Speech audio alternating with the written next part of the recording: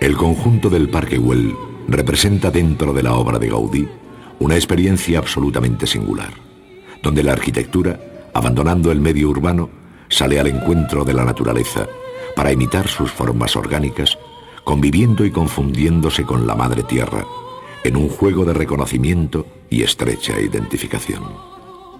El amplio cielo, la vegetación y el mar Mediterráneo a lo lejos prestan verosimilitud a este jardín de los sentidos, cuyo confín no se alcanza con la vista. El parque lleva el nombre de don Eusebio Güell, quien adquirió unos terrenos en la llamada Montaña Pelada, en el barrio de Gracia, con la idea de venderlos dentro de una finca cercada que permitiera levantar en sus 60 parcelas casas unifamiliares rodeadas de jardines, aprovechando la caída del terreno para disfrutar de un horizonte que incorpora el mar por encima de la ciudad. Sin embargo, solo se llegaron a construir la residencia del propio conde Güell, hoy transformada en grupo escolar, la casa proyectada por Berenguer y que luego ocuparía Gaudí, y la que hizo el arquitecto Batllevell para el abogado Martín Trías, no habiéndose levantado tampoco la capilla pensada para el lugar dominante en el que ahora se levanta el Calvario de piedra.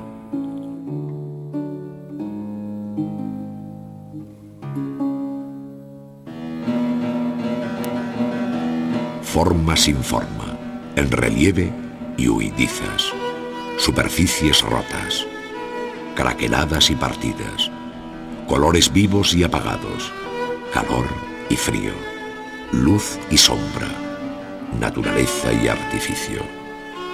Tal es la paradoja que subyace en aquel microcosmos matérico de Gaudí, cuya infinita y aristada fragmentación parece profecía de nuestro tiempo.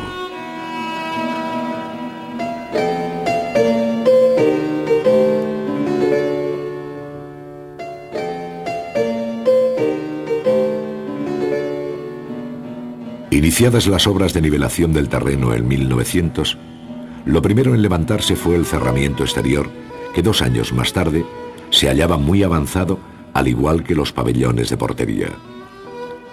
Para el visitante que se acerca hoy hacia la entrada principal, este muro, aparejado con piedra y rematado con una albardilla de revestimiento cerámico, tiene algo de señalización orientadora y publicitaria, pues además de conducirnos al acceso del parque, nos avisa que estamos en el Parc Güell, tal y como se lee en los grandes medallones de reclamo, que utilizan, por cierto, un término inglés, sin duda, sugerido por el propio Eusebio Güell.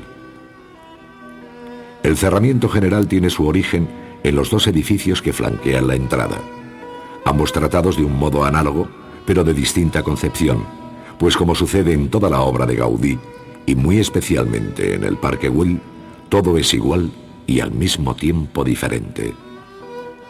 Mientras uno albergaba la administración, una sala de espera y el teléfono, el otro servía de vivienda para los guardeses. Los pabellones ofrecen una imagen entre primitiva e infantil, desinhibida, con no poco de capricho y mucho de ensueño, a modo de irreal arquitectura, donde ni los materiales ni las formas se comportan de modo habitual, llegando en su cubrición a una originalidad tan bella como extrema, que solo puede tener antecedentes en el mundo de la inagotable imaginación gaudiana.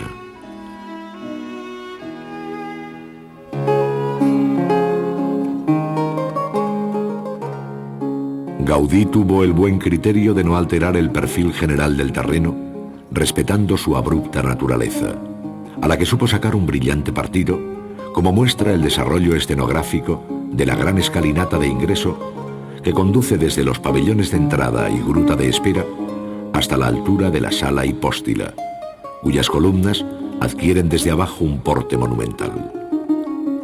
La escalera, con su doble entrada, encuentros y bancos, dividida en 2 por un entrecortado eje de agua que arroja una serpiente o escupe un prehistórico lagarto, inquietantes guardianes de aquel jardín privado, termina en una solución bífida de gran originalidad.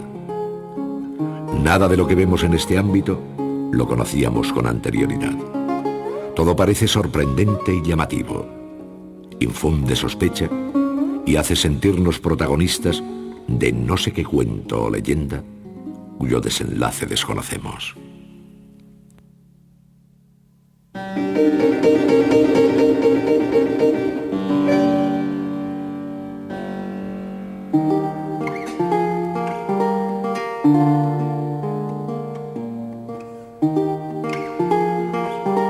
La obra de Gaudí no podría entenderse sin el papel que juega el color, concebido como una condición necesaria de la arquitectura. Con el color realza las formas y acentúa su expresión. Con el color fija la luz y hace más abstracta su arquitectura. En el color, en fin, se desdobla el alma de aquel Gaudí, arquitecto y pintor.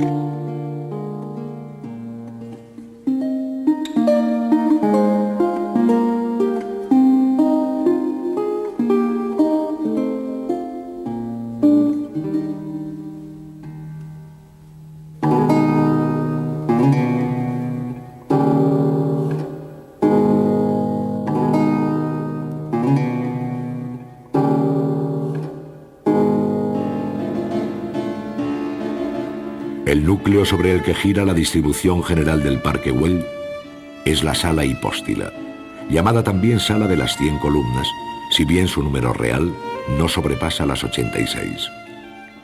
Su función inicial, además de servir como soporte a la terraza superior con el célebre banco, fue la de albergar un mercado para los residentes del parque, uso que no llegó a desempeñar al frustrarse este proyecto de pequeña ciudad-jardín de sabor mediterráneo. Este último aspecto meridional queda reafirmado en el carácter de su arquitectura, de evidente ascendencia griega, como griego era el nombre del teatro concebido en la explanada superior. Desde las hondas e insólitas profundidades del libérrimo espíritu arquitectónico de Gaudí, surge ahora esta recreación de un orden dórico arcaico griego en el que, junto a licencias de todo tipo, se percibe su carácter clásico, potente y severo. Pocas salas columnarias en la historia de la arquitectura ofrecen tan singulares puntos de vista como esta, con algo de apadana persa, de mezquita musulmana y de cretense laberinto. Detalles como el ondulante entablamento con sus triglifos y metopas, o la serie de pequeñas bóvedas de su interior, guarnecidas de fragmentos cerámicos, confirman la paradoja como constante en la arquitectura de Gaudí. En la decoración cromática de estas bóvedas, el maestro contó con el joven talento de otro arquitecto, José María Jujol, a quien se deben los detalles más surrealistas, en los que no dudó incorporar platos, tazas y copas rotas, que luego la distancia armoniza y funde en el efecto buscado.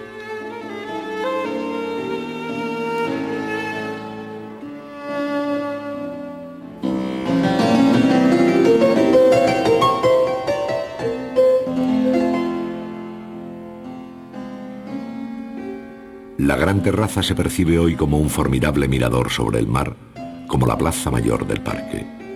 Pero este ámbito se complementa con el que se llamó teatro griego, cuya impronta se dibuja en el gran hemiciclo que, a modo de cavea natural, se abre en la mayor pendiente del terreno. El interés de esta explanada reside fundamentalmente en el célebre banco que sirve de protector antepecho sobre la sala de columnas, al tiempo que invita a sentarse en él para disfrutar desde 1000 puntos de vista diferentes del mar o la montaña, buscando la posición más cómoda respecto a la luz del sol. Pero todo resulta pálido ante el tratamiento formal y cromático del banco, tanto por sus amables y anatómicos perfiles de curvas y contracurvas, hechos con elementos prefabricados, como por la técnica utilizada en su artesanal revestimiento cerámico, el llamado trencadis. Con una habilidad suma y muy firmemente dirigidos, los operarios llegaron a interpretar el cambiante sentido del color que Gaudí, auxiliado por Jujol, quiso proyectar en el banco, desde las zonas frías donde predomina el azul hasta las gamas en una línea más cálida de rojos. Todo ello, a su vez, mezclado o cediendo el paso a motivos mayores de carácter ornamental, como palmetas y roleos. Los fragmentos cerámicos, siempre de origen industrial, son lisos en ocasiones, mientras que en otras muestran dibujos de muy varia especie, convirtiendo así el banco en un lugar de encuentro formal, donde bajo la apariencia del azar se percibe el genial control de Gaudí.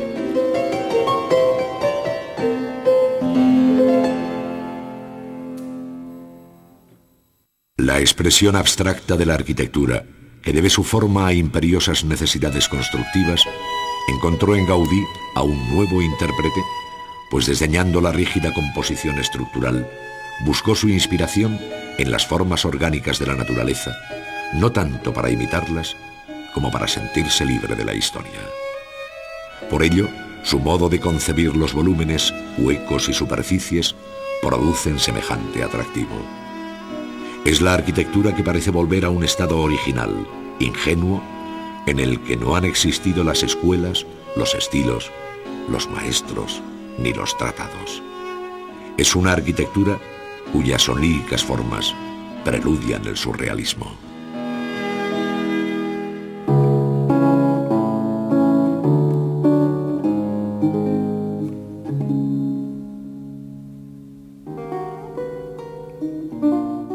Las calles obedecen a una ondulada trayectoria que busca las curvas de nivel para hacer más suave el acceso a las zonas altas, si bien existen numerosos atajos de recta traza, convertidos en empinadas escaleras.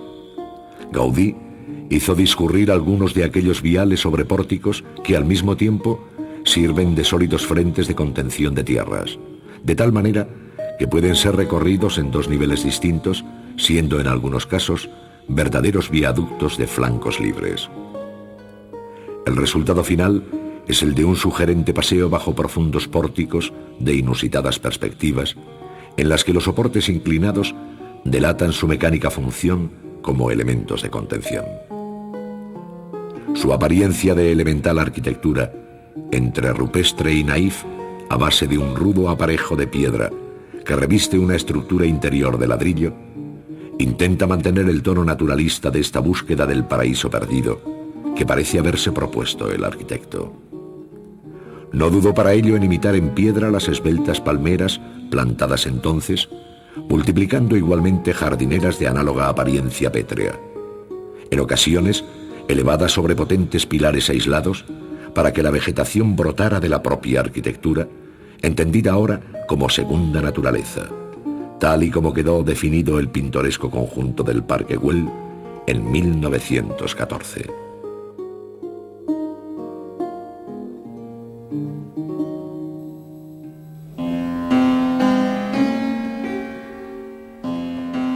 Gran parte de la fuerza que emana de la obra de Gaudí descansa en el tratamiento material y formal de las superficies. La piel de su arquitectura es tan importante y decisiva como su osatura y músculos. ¿Qué sería del Parque Güell si se despellejara? Restaría una imagen cruel, pues se perdería el color, la textura, los mil matices y decisiones últimas que residen en aquellas superficies acariciadas y a la vez rotas, que brotan en ocasiones, movidas por un impulso de genial improvisación.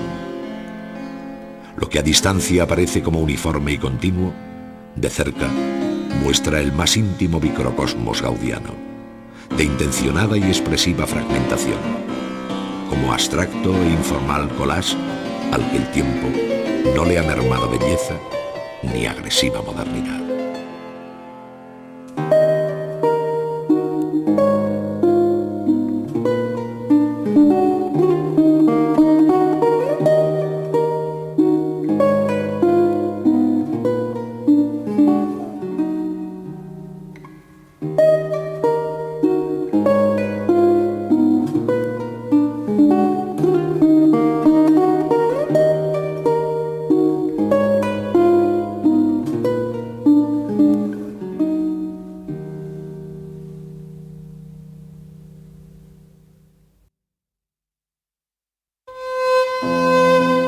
Durante el siglo XIX, La sociedad española vivió un periodo de permanente agitación.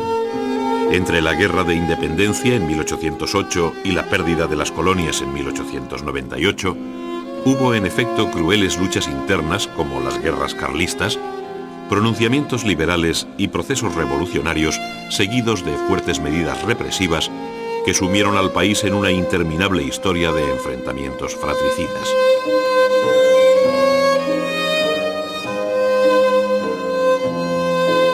Este fue el alto precio que la sociedad hubo de pagar por la liquidación de un régimen absolutista en favor de una monarquía parlamentaria, sin olvidar la experiencia breve de la Primera República, lo cual, unido a otros factores económicos y culturales, supuso un lento pero seguro avance en la modernización de la sociedad española.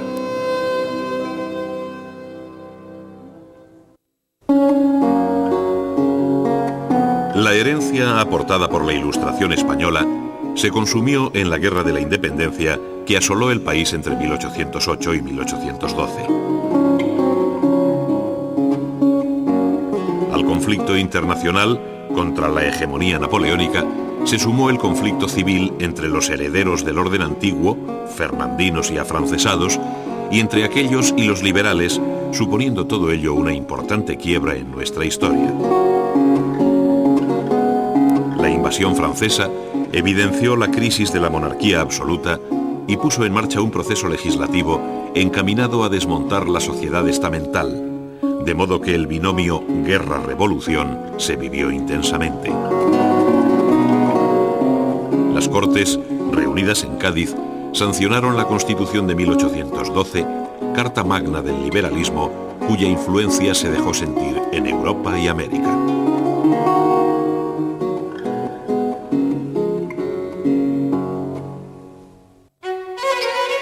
En 1814, Fernando VII volvió a España, y con él la restauración del orden antiguo que pronto se evidenciaría como inviable.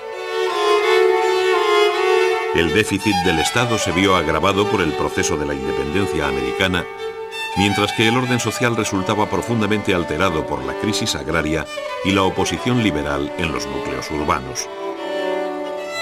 En 1820 triunfó el pronunciamiento de Riego en Cabezas de San Juan, imponiendo la vuelta al sistema constitucional, pero la dinámica del trienio liberal puso de manifiesto la división del liberalismo y su escaso peso en el conjunto del país. Fue una intervención extranjera, la de los 100.000 hijos de San Luis, cumpliendo el mandato de la Santa Alianza, la que volvió a implantar el absolutismo.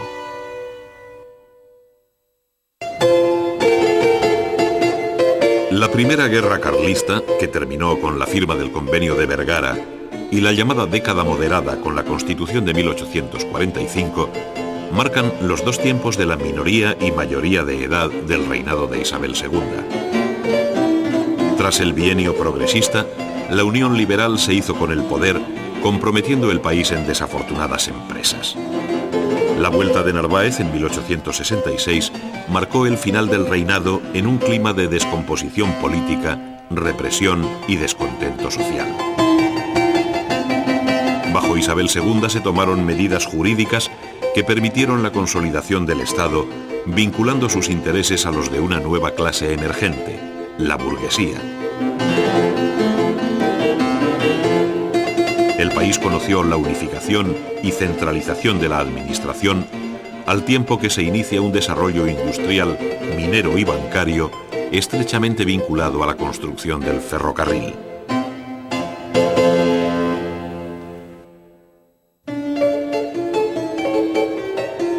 Entre 1868 y 1874, el país conoció un cambio en el orden político, pues tanto con Amadeo I de Saboya como durante la Primera República hubo un orden democrático basado en el sufragio general masculino, la libertad religiosa y las de prensa y asociación.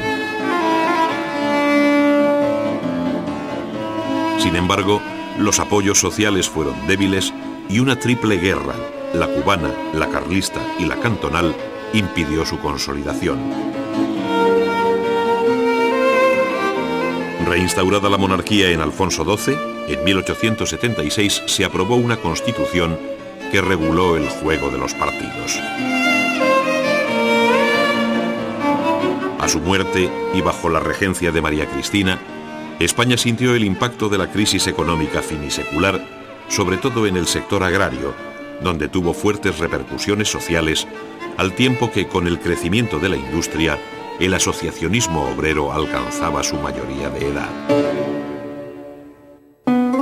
El comienzo de una nueva insurrección en Cuba y la derrota de la flota española en Cavite por Estados Unidos tuvo hondas repercusiones en la política interna y en el orden territorial, donde no solo se perdió aquella isla y Puerto Rico, sino también los archipiélagos del Pacífico, esto es, Filipinas, Carolinas, Marianas y Palau.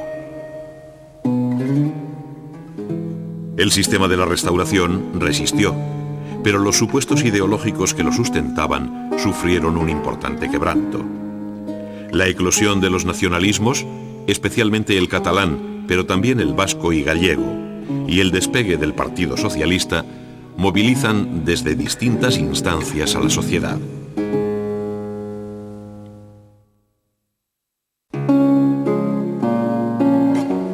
La cultura española del siglo XIX traduce en su devenir los vaivenes políticos e ideológicos que retrasaron nuestra incorporación a las grandes corrientes europeas.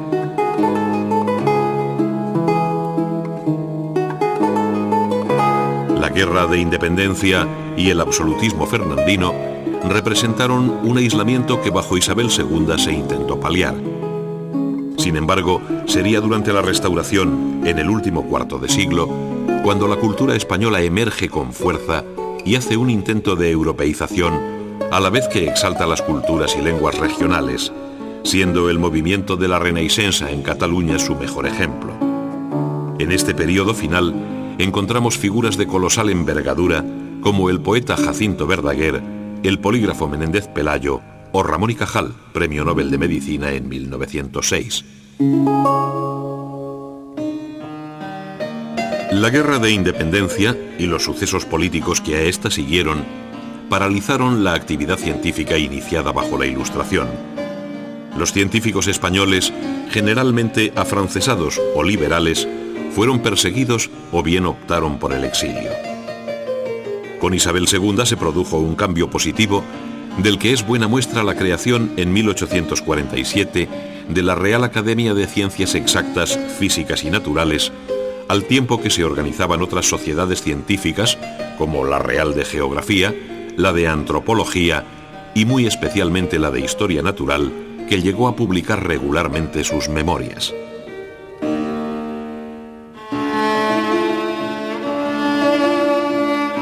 Razón y fe siguieron siendo dos enemigos tan irreconciliables como lo fueron liberales y absolutistas.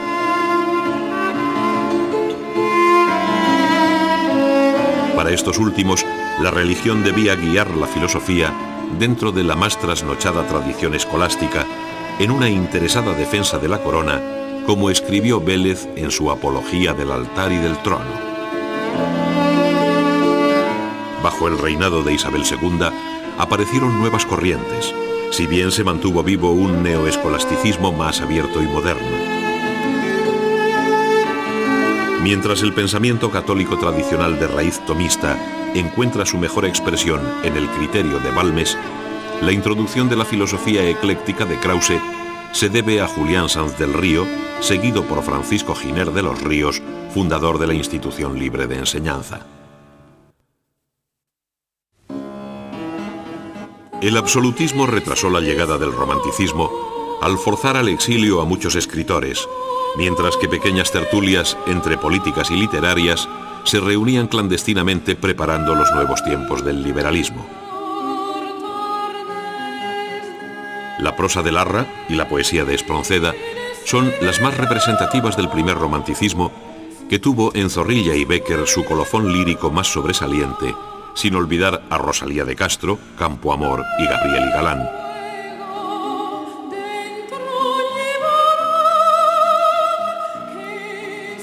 Como contrapunto a este lirismo romántico, la novela española tendió hacia la observación de la realidad hasta entrar de lleno en el naturalismo.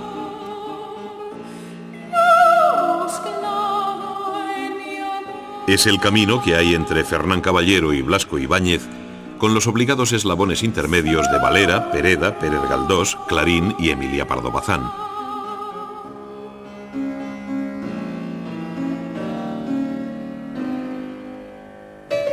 El drama romántico comenzó con Martínez de la Rosa, pero es el duque de Rivas en su obra Don Álvaro o la fuerza del Sino, estrenada en 1835, el que reúne con acierto los elementos entre trágicos y fatales del destino que caracterizan el teatro romántico.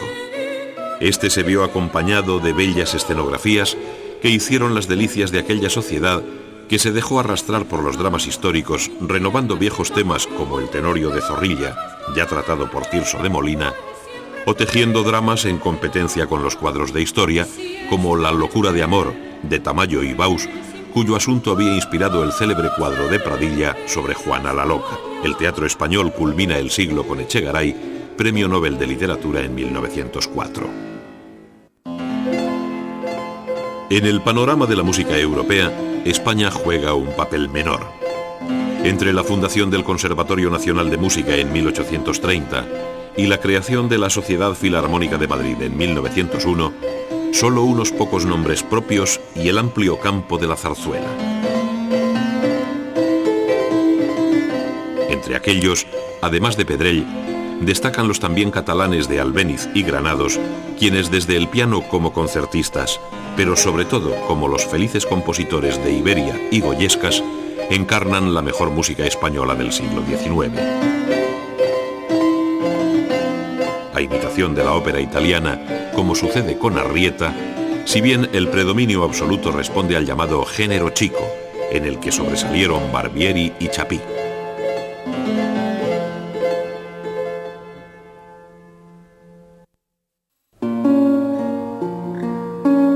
Uno de los períodos más apasionantes y complejos de la historia del arte es el correspondiente al siglo XIX, etapa en la que hicieron crisis todos los parámetros estéticos tradicionales, iniciando el tránsito hacia el arte contemporáneo.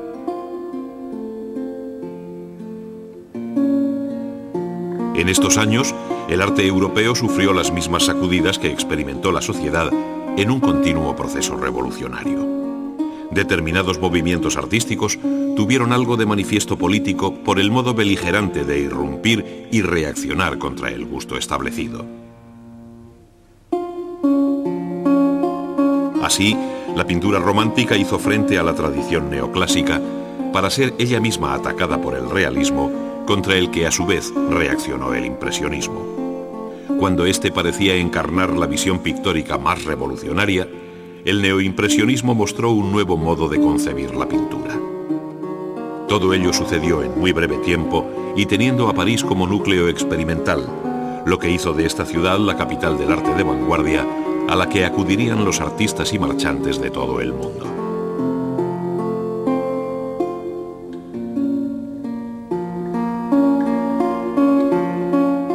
Otro tanto cabría decir de la escultura o de la arquitectura, donde, frente al gusto ecléctico de la Ópera de París, la Torre Eiffel resultaba una obra tan inquietante como inequívocamente moderna.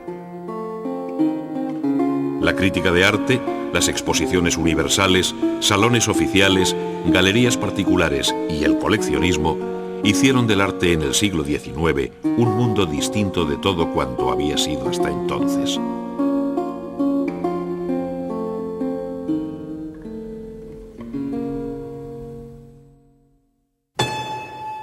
El arte del siglo XIX atravesó un rico arco de experiencias que, partiendo del neoclasicismo gestado en la Academia, finalizó en torno a 1900 con el arte modernista. El hilo conductor de este cambiante proceso fue el sentimiento romántico que animó tanto a las últimas recreaciones clasicistas como a la resurrección del arte medieval. Así, clasicismo e historicismo se convirtieron en expresiones comunes que definen formalmente sentimientos análogos, pero fue el lenguaje ecléctico, tolerante, liberal e integrador el que mejor explica el espíritu de este siglo de grandes contrastes que sentó las bases del arte moderno. El arte español ofrece una irrefutable prueba, pues el mismo siglo vio la producción final de Goya y la temprana pintura de Picasso.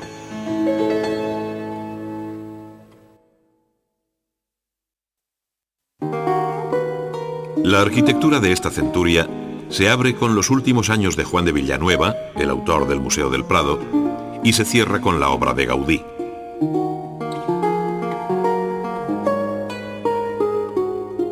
Entre uno y otro se encuentran episodios dispares que jalonan escalonadamente la arquitectura del siglo XIX. En primer lugar, aquella de tradición clásica sustentada desde la Academia. A esta siguió el historicismo, que fue recuperando la memoria de los estilos medievales por aquellos arquitectos formados en las nuevas escuelas de arquitectura de Madrid y Barcelona.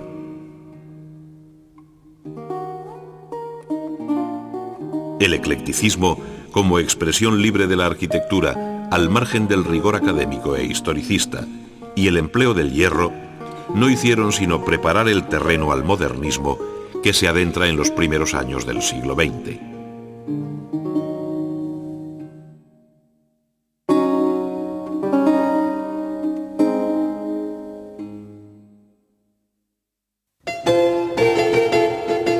Durante el siglo XIX, la arquitectura empleó diferentes lenguajes, haciéndose eco de los movimientos estéticos que se sucedieron en esta centuria.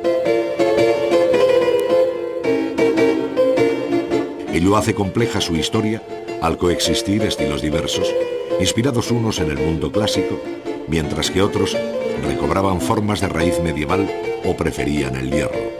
Todo siempre bajo el común denominador del eclecticismo.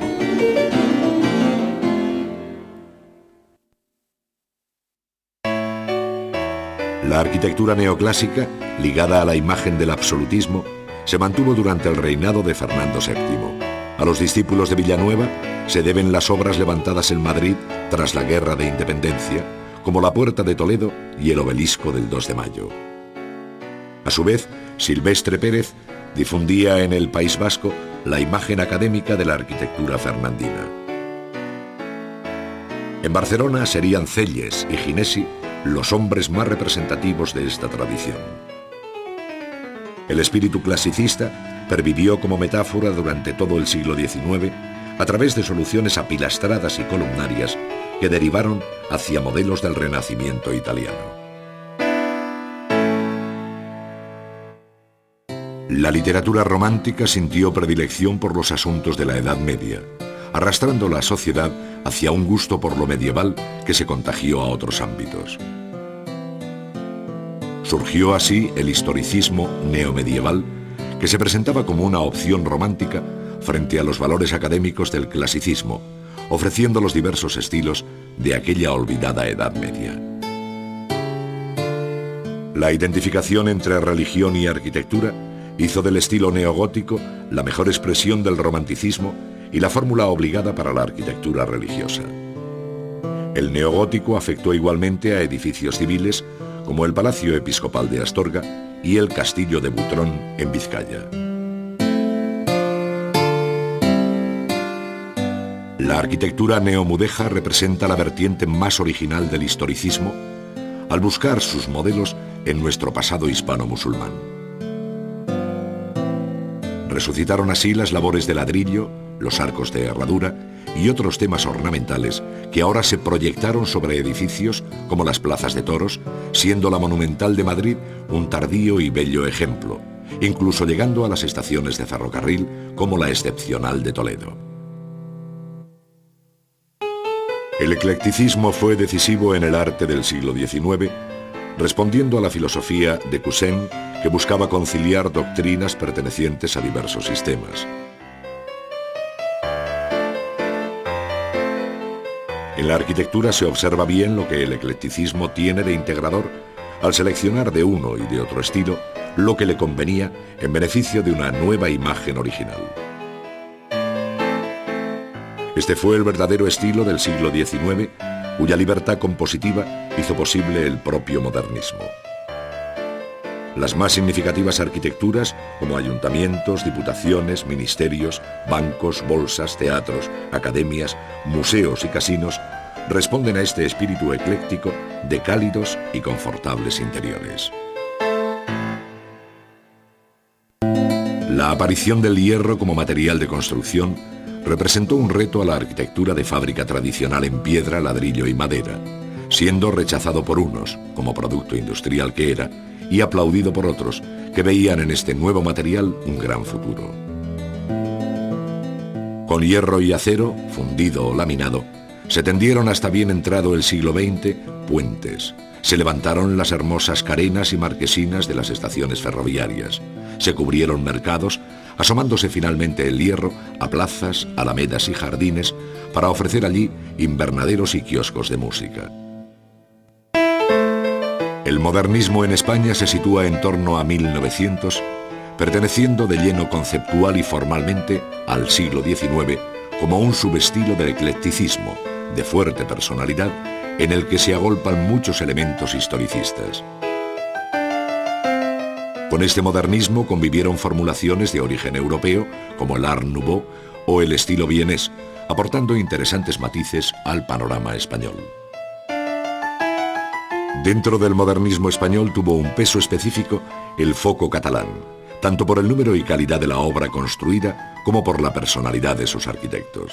Formado sobre una trayectoria propia, entre historicista y ecléctica, el modernismo iluminó una de las páginas más brillantes de la arquitectura catalana, con los edificios proyectados por Domènech, Gaudí y Puig i Cadafalch, entre otros. Obras señeras de este momento son el Hospital de San Pablo y el Palacio de la Música, donde Domènech mostró su talento en los aspectos constructivos y compositivos, así como en el magistral tratamiento cromático de las superficies. En otra línea más expresionista, pero con análogo poder a través de la forma y del color, se encuentra Gaudí, en quien la concepción sorprendente de sus arquitecturas conduce desde el humor más amable a las visiones más desgarradas. En Puig i Cadafalch pesó mucho el conocimiento de la historia, planteando su arquitectura como una libre interpretación modernista de los modelos históricos, tratados con una exquisita belleza. La figura de Antonio Gaudí suele situarse dentro del modernismo catalán, si bien el alcance de su obra va mucho más allá, dada la originalísima personalidad de su arquitectura. Nacido en 1852, se formó en la Escuela de Barcelona, siendo sus primeros proyectos de un eclecticismo historicista evidente, como sucede en la Casa Vicens de Barcelona y en el Capricho de Comillas en Santander. En estas obras ya se adivina el talento innovador de Gaudí, que hizo de cada proyecto un mundo nuevo, tanto en el orden compositivo como en el constructivo. Esta capacidad de invención se puso de manifiesto en el Palacio del Conde Güell, su temprano protector, o en el proyecto de la Sagrada Familia. Después de 1900, hizo la Casa Batlló y la Pedrera, así como el conjunto del Parque Güell. Fallecido en 1926, su arquitectura es admirada hoy como la obra de uno de los más grandes creadores de la historia.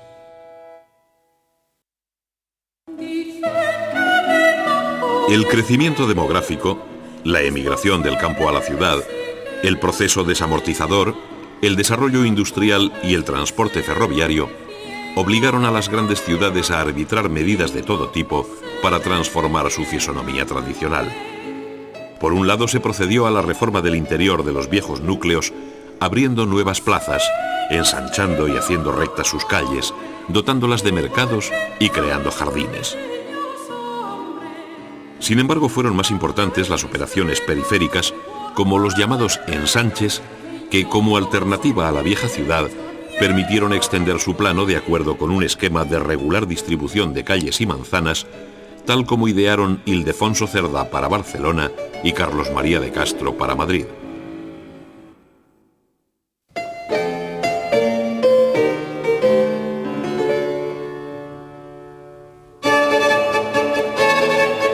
La fórmula del ensanche frente a la ciudad histórica caracterizó el crecimiento de nuestras ciudades en el siglo XIX. La racionalidad de su geométrica disposición comportaba ventajas de todo tipo, desde las más elementales de higiene y salubridad hasta otras de carácter social e igualitario, recogidas por Cerdá en su teoría de la urbanización. Frente al ensanche, Arturo Soria hizo una nueva propuesta al finalizar el siglo: la ciudad lineal.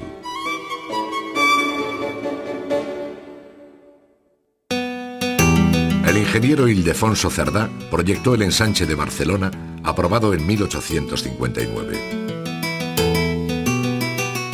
El casco viejo, aislado por unas rondas, quedaba dentro de una extensa cuadrícula atravesada diagonalmente por dos grandes vías que se cruzan en la gran plaza de las Cortes catalanas, donde coinciden con una tercera vía axial y paralela al mar.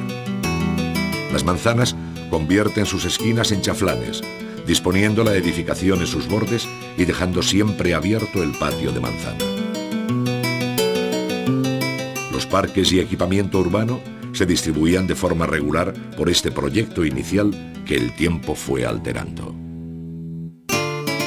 El ensanche de Madrid del ingeniero Carlos María de Castro, aprobado en 1860, contemplaba el crecimiento de la ciudad en sentido norte-sur dentro de un nuevo recinto. En su interior, una retícula con las calles orientadas hacia los 4 puntos cardinales formaba un gran damero regular roto tan solo por algunas vías en diagonal. Las manzanas ofrecían soluciones diversas para combinar viviendas y jardines, asegurando el soleamiento de sus fachadas.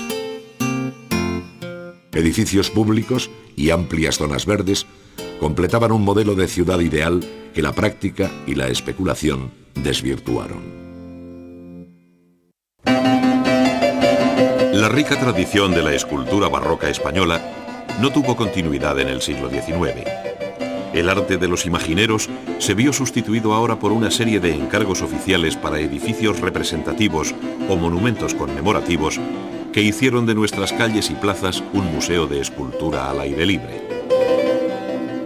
Militares, políticos, banqueros y literatos fueron el objetivo de los escultores, que dejaron en un segundo término los temas religiosos, al tiempo que abandonaron la talla en madera por el trabajo en bronce y mármol.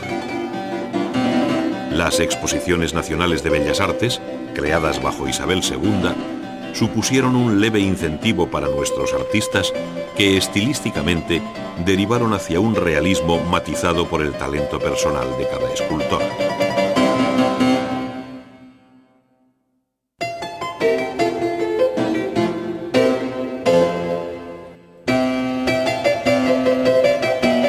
Frente al rico panorama pictórico, la escultura ofrece un balance corto de obras y autores, siendo la gran escultura decorativa de edificios y monumentos públicos los encargos de mayor empeño. Al neoclasicismo de la primera mitad del siglo, con modelos, materiales y actitudes aprendidos en la academia, le sucedió el realismo, seguido del breve episodio modernista en torno a 1900. En el relieve monumental se recoge una de las expresiones más ambiciosas de la escultura del siglo XIX, como sucede en el frontón del Congreso de los Diputados, del escultor Ponciano Ponzano. Se trata de una amplia escena alegórica cuyo grupo central representa a España abrazando la Constitución, perteneciendo por su estilo a la tradición clasicista de la Academia.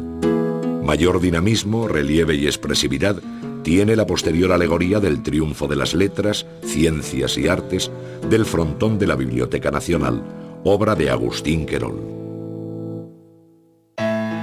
El tema de la muerte siguió siendo motivo de encargo escultórico, dando lugar a obras muy singulares. Unas prefirieron los viejos esquemas de composición mural, como el sepulcro de O'Donnell, labrado por Jerónimo Suñol, donde además de la figura yacente del militar, se incluye el fino relieve con la conquista de Tetuán. Por el contrario, el monumento funerario de Colón de la Catedral de Sevilla, obra de Arturo Mélida, es exento y muestra un realismo ecléctico muy teatral al que contribuyen los diversos materiales utilizados. El sepulcro de Julián Gayarre en el cementerio del Roncal, realizado en bronce y mármol por Mariano Benlliure, es la mejor expresión del sentimiento ante la muerte, donde el escultor utilizó un lenguaje melodramático propio de la centuria que ahora acaba. La escultura de la primera mitad del siglo XIX vivió un neoclasicismo muy prolongado en el que los asuntos, composición, materiales y modelado responden a valores sostenidos por la Academia. Dentro de este clasicismo, el carácter patriótico, histórico o literario de los temas impregnó de un sentimiento romántico a las formas clásicas, como ocurrió en las obras de Antonio Solá y Álvarez Cubero, ambos de honda formación romana. El realismo gustó más del bronce, que no solo permitía al escultor apurar el detalle de sus modelos, sino dar movimiento a sus figuras, como muestra ejemplarmente el Ángel Caído de Ricardo Belver. El suave modelado de la escultura modernista, en la línea de Llimona y de Blay, acarició de nuevo el mármol.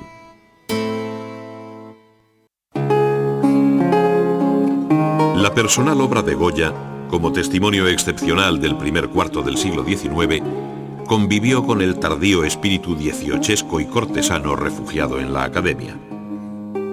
No obstante, la influencia francesa de matiz neoclásico pronto contagió a otros pintores, mientras que la estancia en Roma de algunos artistas y pensionados dio lugar a una rápida sucesión de estilos y tendencias que fueron abriéndose paso a lo largo de la centuria.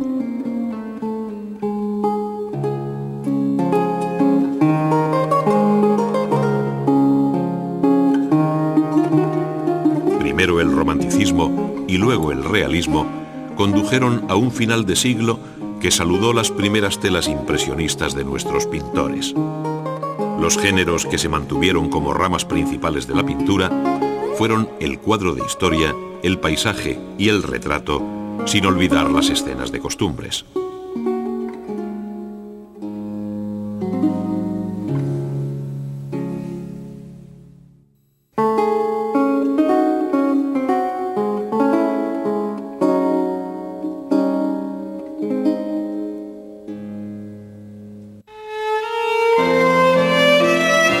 La pintura de este siglo traduce fielmente la difícil y cambiante circunstancia histórica que le tocó vivir.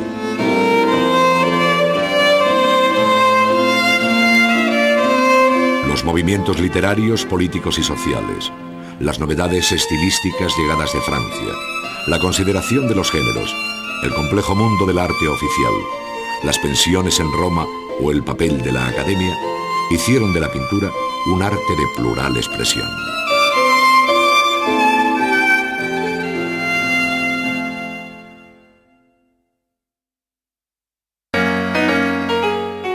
En el siglo XIX los pintores encarnaron el ideal del artista y la pintura representó el arte por excelencia. Las exposiciones nacionales giraron en torno a su obra, donde la escultura y la arquitectura eran mero acompañamiento.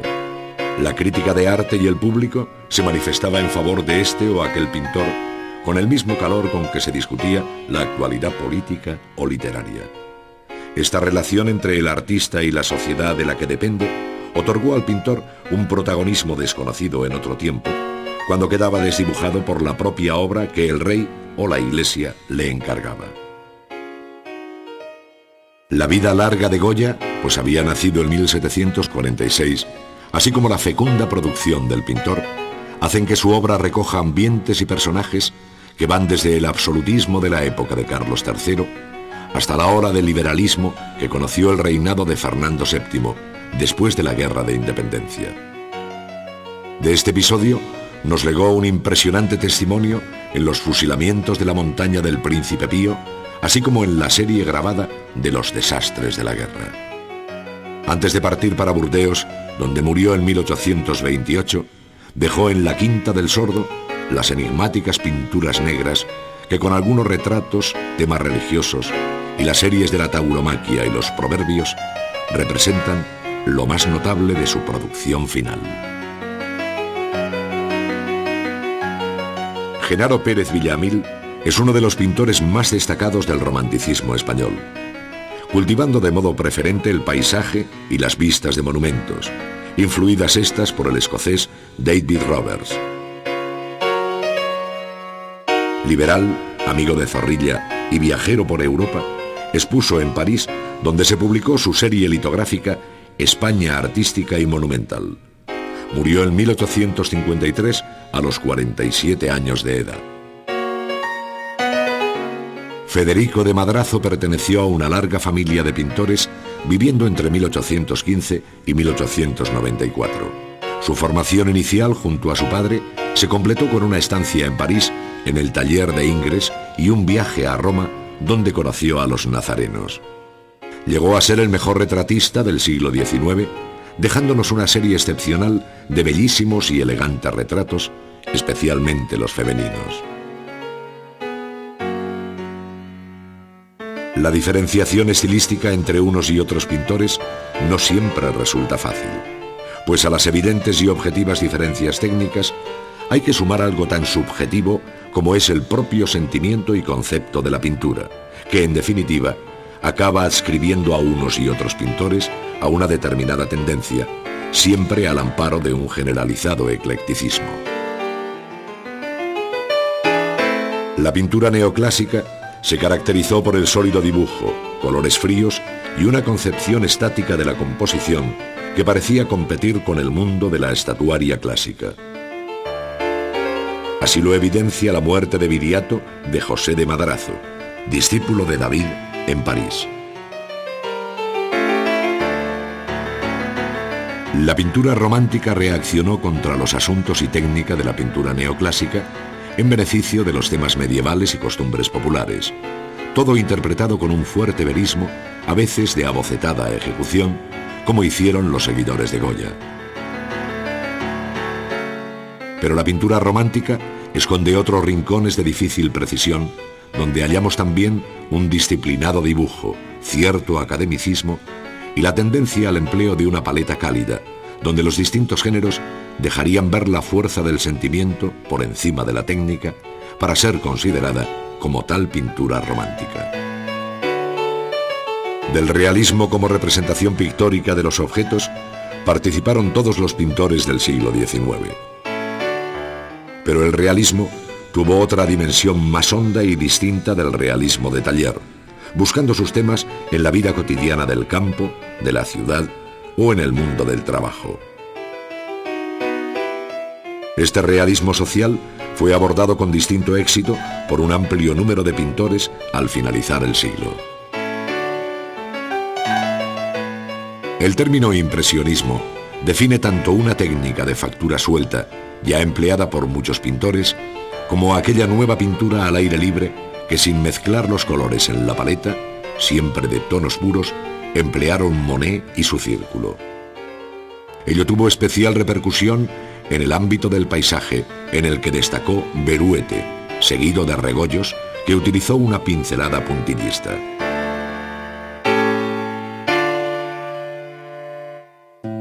Si bien los pintores abordaron todos los temas posibles, incluyendo el asunto religioso y los temas mitológicos, el cuadro costumbrista, el retrato y el paisaje, concebidos para vestir los salones de la burguesía, así como el gran cuadro de historia, entendido como gesta pictórica para alcanzar una medalla de honor en las exposiciones nacionales, fueron los géneros principales.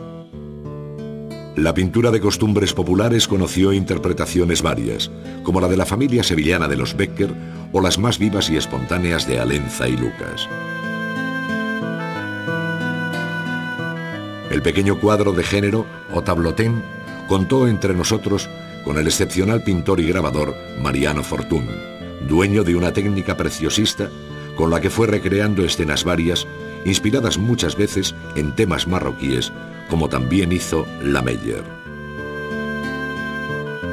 El retrato fue el género más firme de la pintura española a lo largo del siglo XIX, inaugurado con los retratos de Goya, a los que seguirían aquellos de factura académica debidos a Vicente López. El retrato romántico encontró en Esquivel, Gutiérrez de la Vega, pero sobre todo en Federico de Madrazo, sus mejores valedores. Su hijo Raimundo de Madrazo y Sorolla enlazan con la pintura del siglo XX. Tras el breve episodio del idealizado paisaje romántico encabezado por Pérez Villamil y Rigal, este género cobró mayor importancia con la visión realista aportada por Carlos Saez en Madrid y Ramón Martí y Vayreda en Cataluña.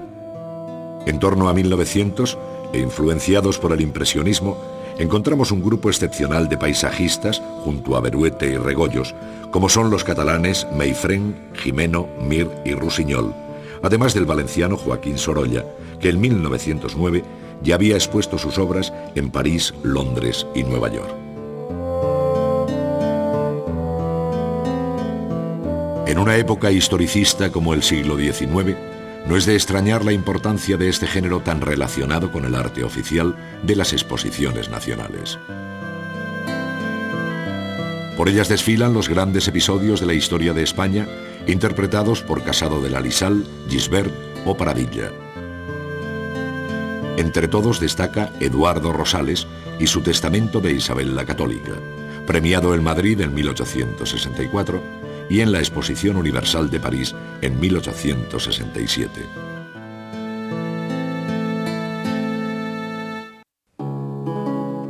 El arte del grabado fue una de las enseñanzas establecidas desde sus comienzos en la Real Academia de Bellas Artes de San Fernando y como tal una de las nobles artes que, sin embargo, durante el siglo XIX conoció un fuerte declive al margen de grabadores geniales como Goya y Mariano Fortuny.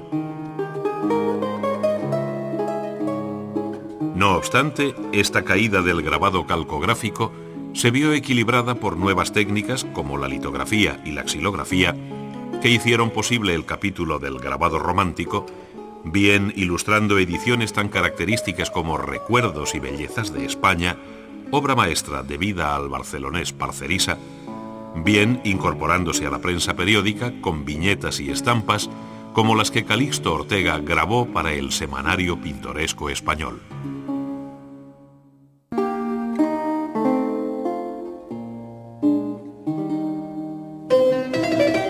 El grabado del siglo XIX arranca con la excepcional experiencia de Goya y sus series de aguafuertes, donde los dibujos preparatorios y la estampación final marcan uno de los hitos más altos de la historia del grabado.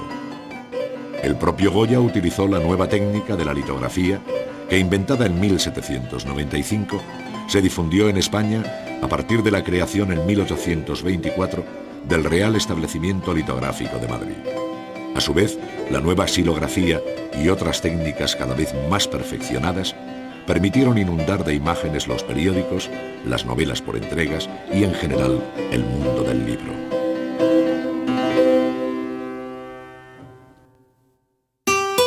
Goya grabó sus conocidas series entre 1799 y 1824, pero antes ya había utilizado la técnica del grabado desde que estampara Una huida a Egipto en 1771. Luego vendrían las copias de Velázquez y soberbios grabados originales como El agarrotado. El pintor empleó magistralmente todas las técnicas conocidas, incluyendo la litografía con la que grabó sus Toros de Burdeos en 1825. La actividad de Goya como grabador se pone en relación con periodos de crisis y enfermedad que, alejándole de la pintura, le permitía recogerse en el dibujo, plasmando ideas que luego pasarían a los grabados. En torno a 1797, y a raíz de su sordera, preparó el llamado Álbum de Madrid con intención de grabar una serie de sueños que en 1799 aparecieron bajo el título de Caprichos. En sus 80 planchas, grabadas al aguafuerte y al aguatinta, Goya hizo una mordaz crítica a la sociedad de su tiempo, amparándose en que el sueño de la razón produce monstruos. La afición de Goya a los toros, como ya se deja ver en algunas pinturas, le llevó a dibujar y grabar las 33 planchas de la tauromaquia entre 1815 y 1816, es decir, cuando trabajaba en la serie de Los Desastres. El carácter narrativo de esta serie taurina parece inspirarse en la carta histórica sobre los orígenes y desarrollo de la tauromaquia en España, de Nicolás Fernández Moratín. Esto explica que en los grabados aparezcan desde el Cid Campeador y Carlos V hasta la cogida del célebre Pepeillo o las habilidades de Pedro Romero. La Guerra de Independencia inspiró esta serie que Goya había propuesto titular Consecuencias fatales de la sangrienta guerra llevada por España contra Bonaparte y otros caprichos enfáticos. En las 80 planchas, dibujadas y grabadas entre 1810 y 1820, pero no publicadas hasta 1863, se ponen de manifiesto los horrores de la guerra de la que fue testigo, por lo que hay grabados que al pie dicen: yo lo vi. El lenguaje expresionista con que sintetiza las escenas de barbarie y la maestría alcanzada con el aguatinta sitúan esta serie entre las más grandes de la historia.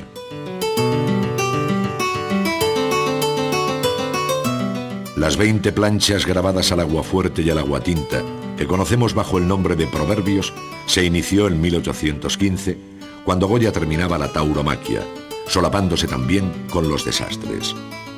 En 1824 estaba ya acabada, pero no se publicaría hasta 1867.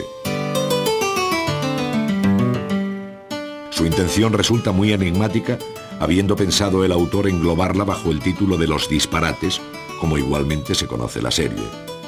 Son los años en que hizo las pinturas negras, cuyo significado último también se nos escapa. Es el pintor pintando para sí mismo en un mundo de imaginación al que nos está vedado penetrar.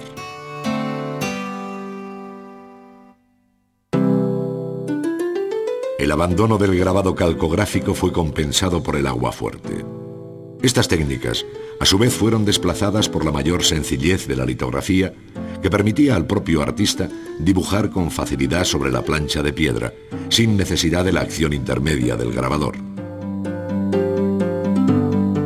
La xilografía o grabado en madera, que en el siglo XIX utilizó la modalidad llamada a contrafibra, permitió la estampación de imágenes al mismo tiempo que la impresión tipográfica, haciendo posible la ilustración de la prensa periódica.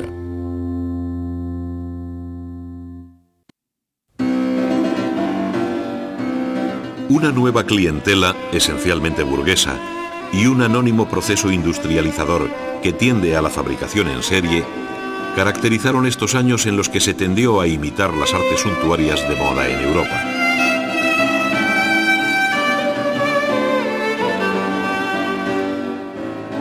Así sucedió con la cerámica, donde las piezas salidas de la fábrica de pasajes repetían formas y técnicas de Limoges, mientras que en las de Sargadelos eran los modelos ingleses los que sirvieron de pauta. Por otra parte, el mueble siguió los pasos estilísticos de la arquitectura, desde el clásico estilo imperio hasta el más innovador modernista.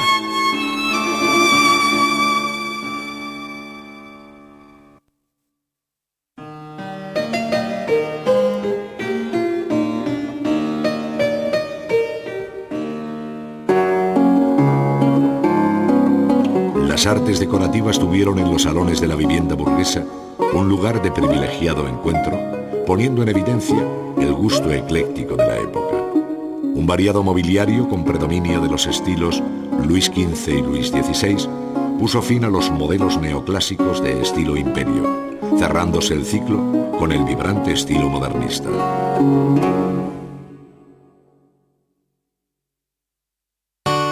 La cerámica conoció el hundimiento de viejas manufacturas en beneficio de las nuevas. En 1850 se cerró la fábrica de la Moncloa, que había producido finas piezas de porcelana con bordaduras doradas en torno a escenas de género y paisajes.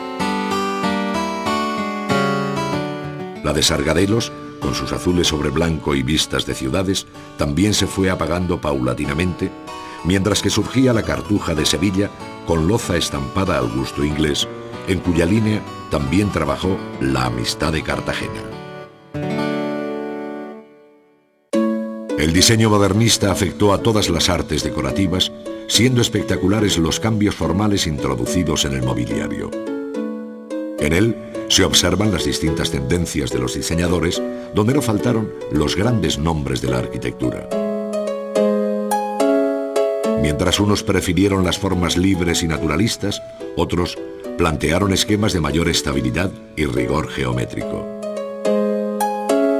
Los muebles de Gaudí, tapizados o concebidos exclusivamente en gruesas piezas de madera vista, transmiten en sus perfiles y detalles el expresionismo informal que anima toda su obra. Una vía más amable y delicada es la de Gaspar Omar, maestro insuperable en el arte de la marquetería polícroma, con la que consiguió efectos pictóricos en las bellísimas composiciones, plenas de ritmo y gracia, que enriquecen sus muebles.